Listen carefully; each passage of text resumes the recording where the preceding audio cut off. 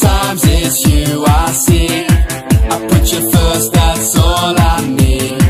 I humble all I am, all to you. One way, Jesus, you're the only one that I could live for. One way, Jesus, you're the only one that I could live for. You're the only one, you're the only one, you're the only one that I could live for. You're the only one, you're the only one, you're the only one that I could live for. You were always, always there, every how and everywhere. Your grace abounds so deeply within me. You will never ever change. Yesterday, today, the same. Forever till forever means no end. One way, Jesus, you're the only one that I could live for. One way, Jesus, you're the only one that I could live for. One way, Jesus, you're the only one that I could live for. One way, Jesus, you're the only one that I could live for. Are you having fun? Well, what we're gonna do now is we're all gonna get down nice and low. That's it, how low can you go? And we're gonna sing, you are the way, the truth and the life. Come on, let me hear ya.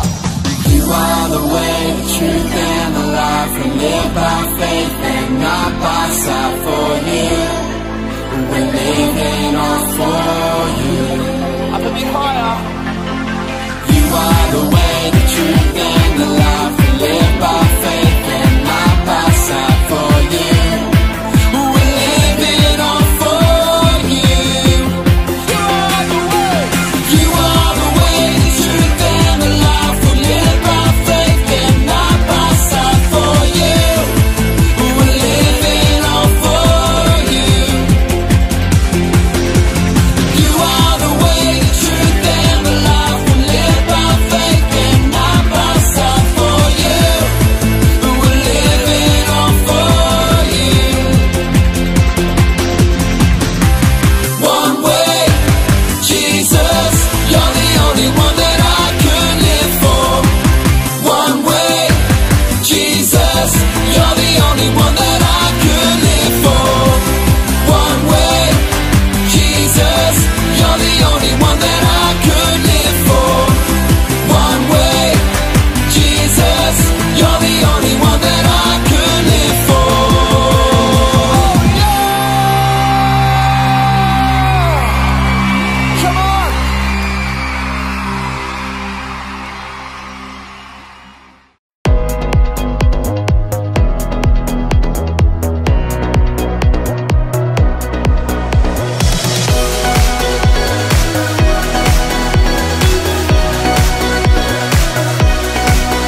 When I'm in the roughest water, I won't go under, I won't drown.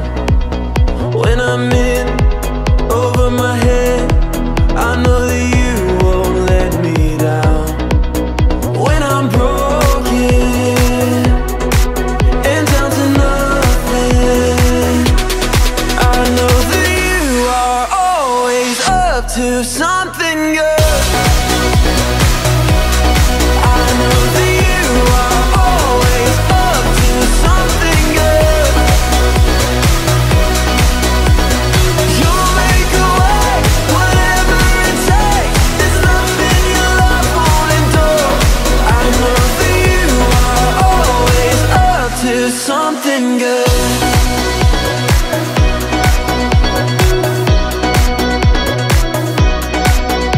Even through the deepest valley, you go before me, you are here. For I know you'll never leave me, your love surrounds me, I won't fear. When I'm broken and down to nothing, I know that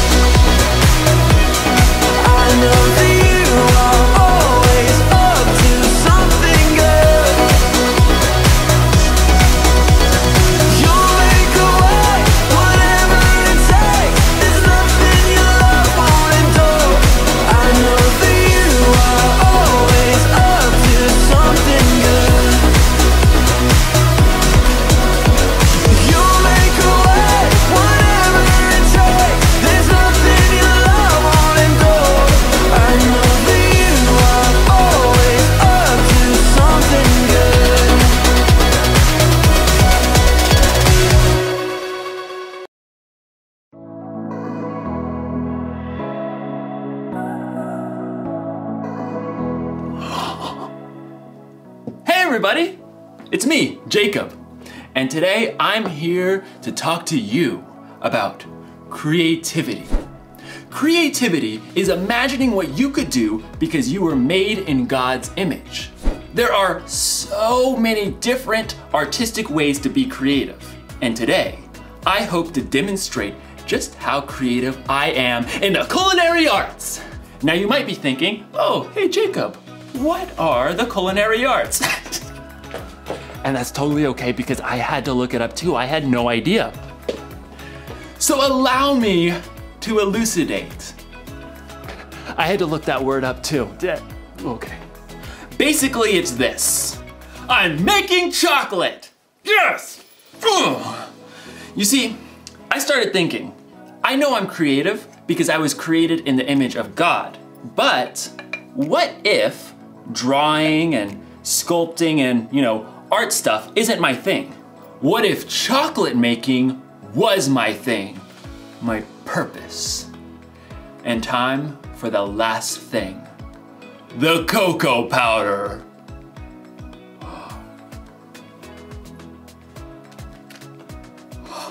In my research, I learned that chocolate comes from a bean that grows from the cacao tree, which technically means that chocolate's a vegetable. True story. Oh, this looks so good. Bon appetit. That is so good. I think I've really discovered what my purpose is. Chocolatey goodness. It's like in today's story. God had a purpose for a woman named Esther, and you're going to find out if she discovered her purpose before it was too late. Time to check the old recipe book. Oh, let's see. Chill for 4 hours.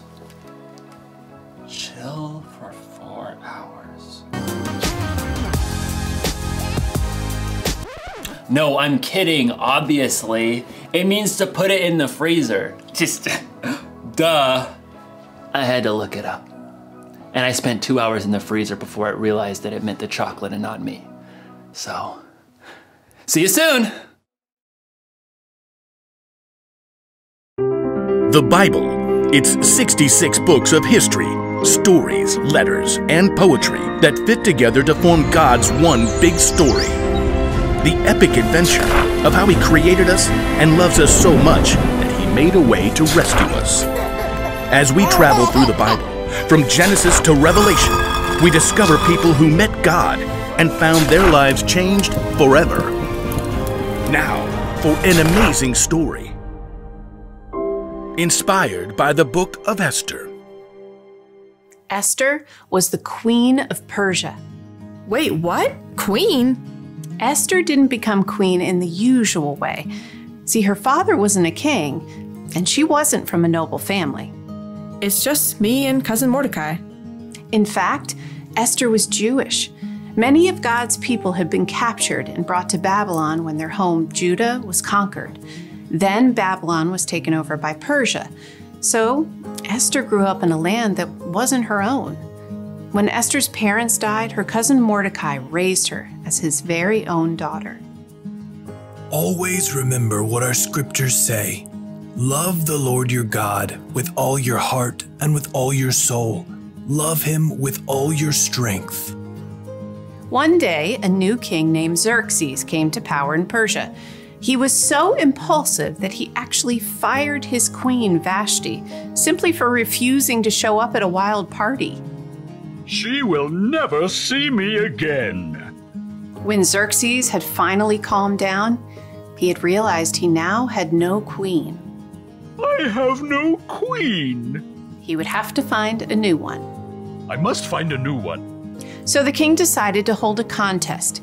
He ordered his officials to gather the most beautiful young women in the land and put them through an entire year of beauty treatments.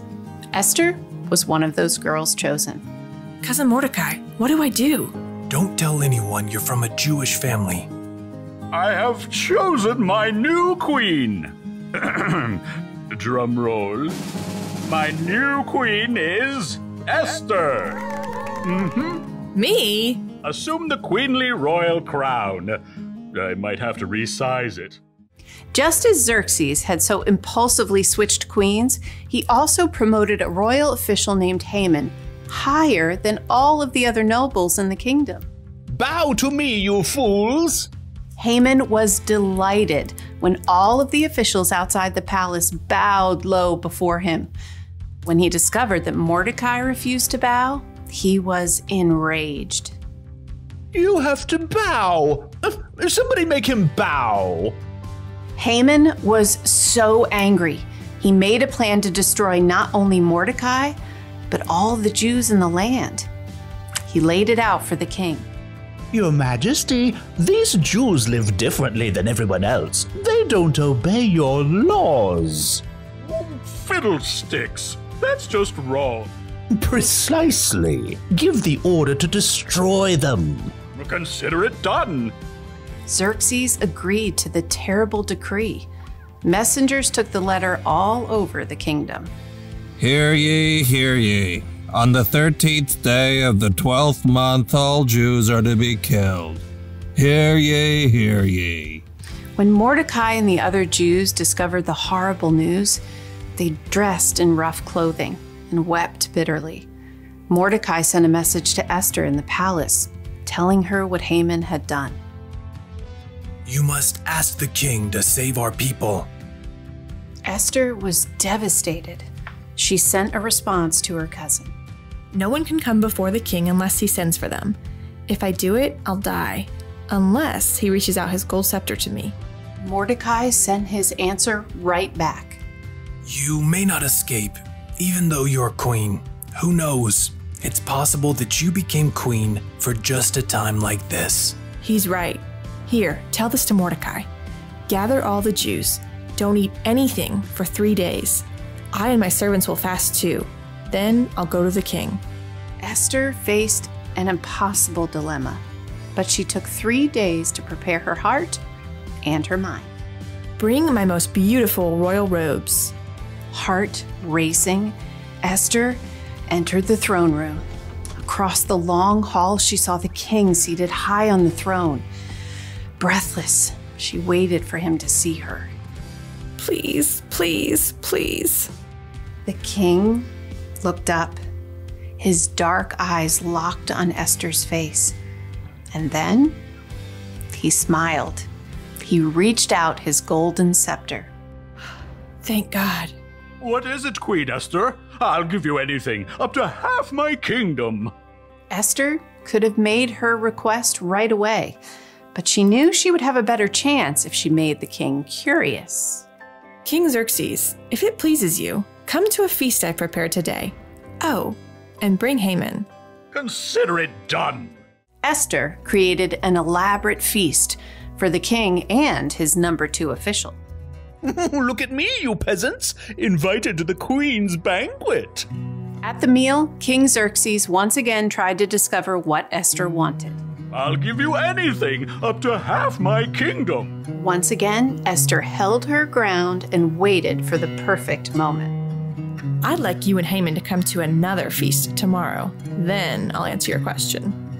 The king agreed, and Haman spent the whole evening bragging to all of his friends. You guys, the queen thinks I am the bomb.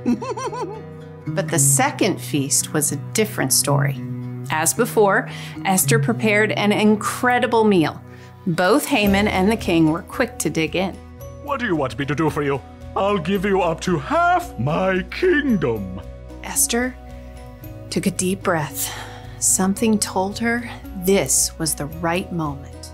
Your Majesty, let me live. Please spare my people. We have been sold to be destroyed.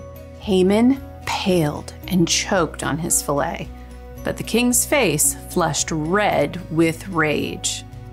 Who is the man who has dared to do such a thing? Esther turned her gaze on Haman. Haman is the one. In a panic, Haman threw himself at the queen.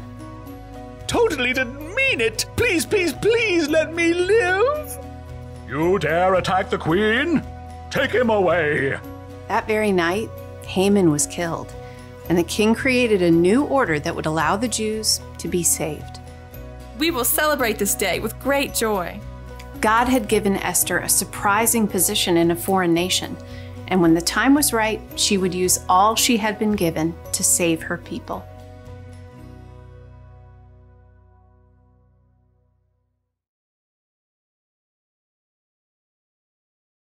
God always has a purpose. He had a purpose for Queen Esther when he put her in the right place at the right time to save her people. He had a purpose when he sent Jesus to pay for the sins of the world. And here's something you may not know. God made you for a purpose. It's true. Now, you may not have to save a bunch of people from total destruction. I don't know, or maybe you will. Who knows what God has planned for you? But I do know God has a plan and a purpose for your life, whether it be big or small. So think about it. What's your purpose? Is there something you like to do more than anything else? Like baking, or organizing, or juggling. Maybe what you like to do has something to do with your purpose. Or what about this? Is there something that you care about more than anything else? Like animals, or taking care of people, or keeping the planet clean? Maybe those things have something to do with your purpose. Whatever it is, here's the one thing to remember. God created you for a purpose.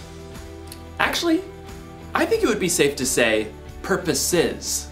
Maybe it's something giant, like Esther, or maybe something simple, like chocolates. Didn't get it. So close, gonna keep trying. Yes! Purpose!